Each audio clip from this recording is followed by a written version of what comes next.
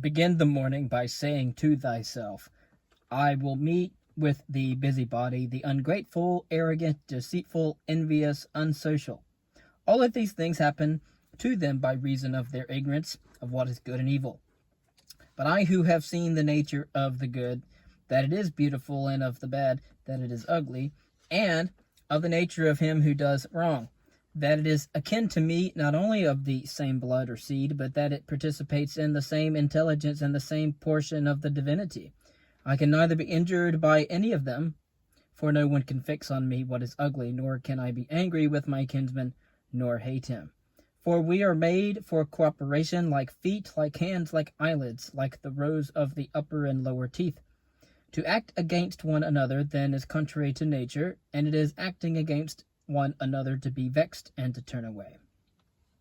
Whatever this is that I am, it is a little flesh and breath in the ruling part.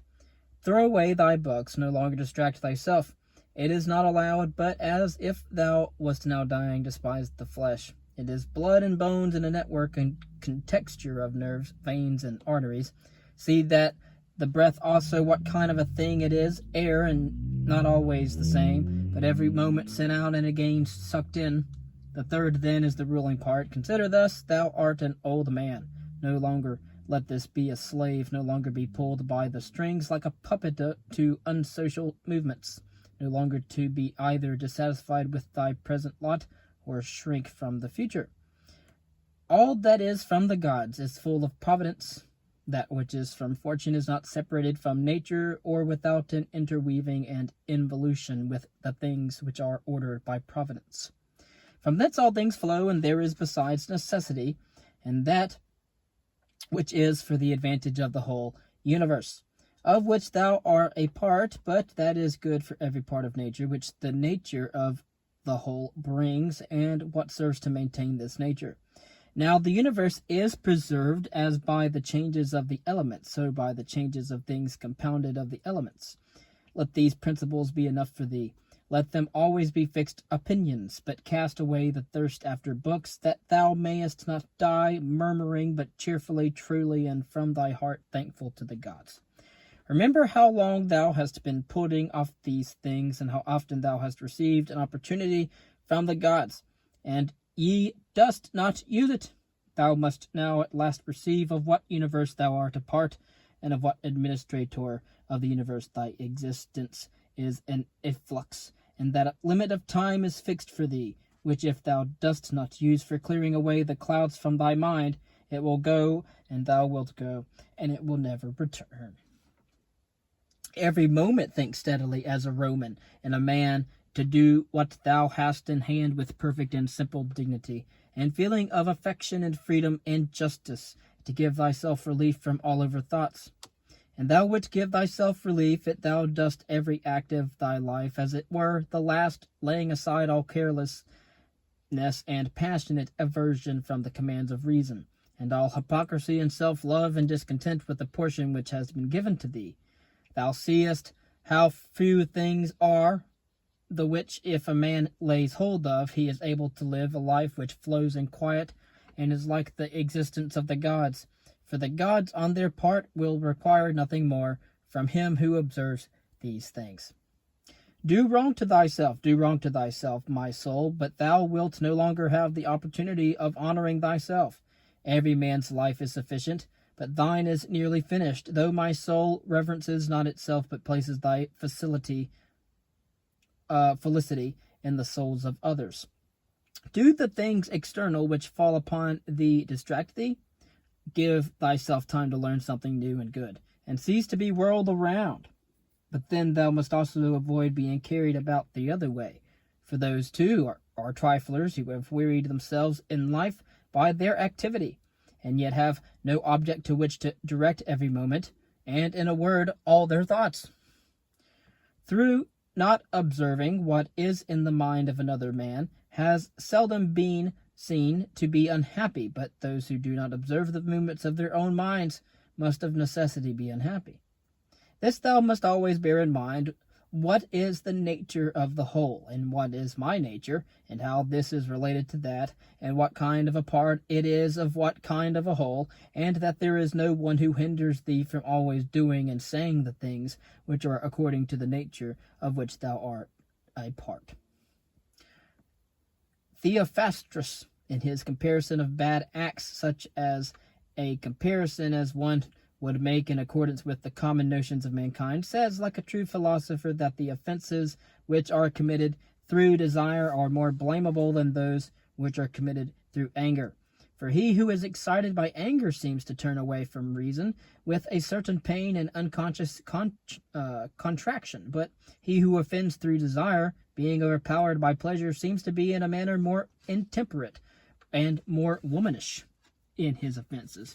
Rightly then, and in a way worthy of philosophy, he said that the offense which is committed with pleasure is more blamable than that which is committed with pain, and on the whole, the one is more like a person who has been first wronged and through pain is compelled to be angry, but the other is moved by his own impulse to do wrong, being carried toward doing something by desire.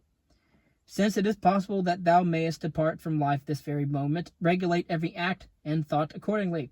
But to go away from among men, if there are gods, it is not a thing to be afraid of, for the gods will not involve thee in evil. But if indeed they do not exist, or if they have no concern about human affairs, what is it to me to live in a universe devoid of gods or devoid of providence? But in truth they do exist, and they do care for human things, and they have put all the means in man's power to enable him not to fall into real evils. And so, as to the rest, if there was anything evil, they would have provided for this also, that it should be altogether in a man's power not to fall into it. Now, that which does not make a man worse, how can it make a man's life worse? Well, but neither through ignorance nor having the knowledge, but not the power to guard against or correct these things. It is impossible that the nature of the universe has overlooked them, nor is it possible that it has made so great a mistake, either through want of power or want of skill, that good and evil should happen indiscriminately to the good and the bad. But death certainly and life, honor and dishonor, pain and pleasure, all these things equally happen to good men and bad, being things which make us neither better nor worse, and therefore they are neither good nor evil. How quickly all these things disappear! In the universe the bodies themselves, but in time the remembrance of them. What is the nature of all sensible things, and particularly those which attract with the bait of pleasure or terrify by pain, or are noised about by vapory fame? How worthless and contemptible and sordid and perishable and dead they are. All of this it is the part of the intellectual faculty to observe. To observe as well who these are, whose opinions and voices give reputation, what death is, and the fact that, if a man looks at it in itself, and by the abstractive power of reflection resolves into their parts all the things which present themselves to the imagination in it, he will then consider it to be nothing else than an operation of nature. And if any one is afraid of an operation of nature, he is a child. This, however, is not only an operation of nature, but it is also a thing which conduces to the purpose of nature. To observe, too, how man comes near to the deity, and by what part of him, and then when this part of man is so disposed. Nothing is more wretched than a man who traverses everything in around and pries into things beneath the earth, as the poet says, and seeks by conjecture what is in the minds of his neighbors, without perceiving that it is sufficient to attend to the demon within him, and to reverence it sincerely. And reverence of the demon consists in keeping it pure from passion and thoughtlessness, and dissatisfaction with what comes from gods and men.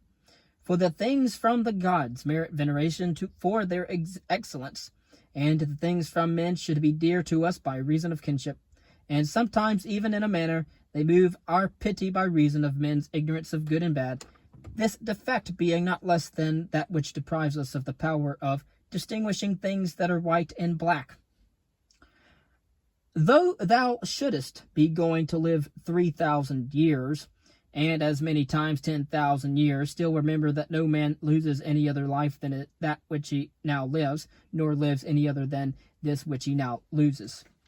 The longest and shortest are thus brought to the same, for the present is the same to all, though that which perishes is not the same, and so that which is lost appears to be a mere moment. For a man cannot lose either the past or the future, for what a man has not, how can anyone take this from him? These two things then thou must bear in mind, the one, that all things from eternity are of like forms and come around in a circle, and that it makes no difference to whether a man shall see the same things during 100 years or 200 or an infinite time, and the second, that the longest liver or heart, and he who will die soonest loses just the same.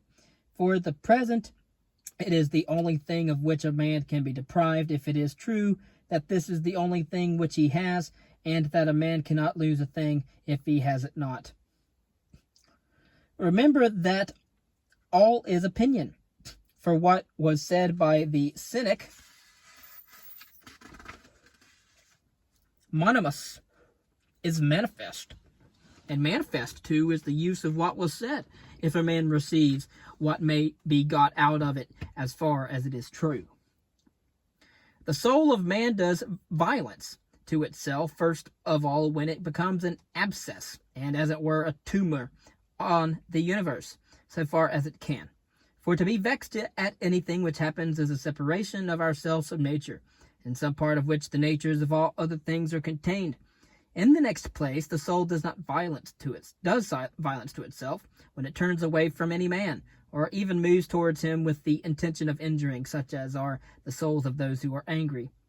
In the third place, the soul does violence to itself when it is overpowered by pleasure or by pain.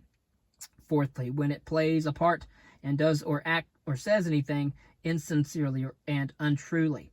Fifthly, when it allows any act of its own in any movement to be without an aim, does anything thoughtlessly, and without considering what it is, it being a right that even the smallest things be done with reference to an end or purpose, and the end of rational animals is to follow the reason and the law of the most ancient city and polity.